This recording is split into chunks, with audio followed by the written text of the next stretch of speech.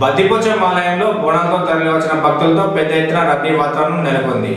వేములవాడ శ్రీ రాజరాజేశ్వర స్వామి వారి అనుబంధ దేవాలయమైన బద్దిపోచమ్మ ఆలయంలో బోనాలతో తరలివచ్చిన భక్తులు పెద్ద ఎత్తున ఆలయ క్యూ లైన్లో బారులు తీరారు.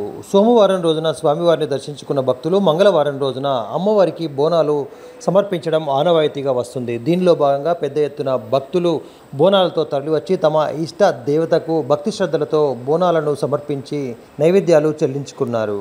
పలువురు భక్తులు డప్పు చప్పులతో శివశతుల పూనకాలం మధ్య ఆలయానికి తరలివచ్చారు. కాగా పెద్ద ఎత్తున క్యూ లైన్లలో బోనాలతో వేచి ఉన్న భక్తులతో రద్దీ వాతావరణం నెలకొంది.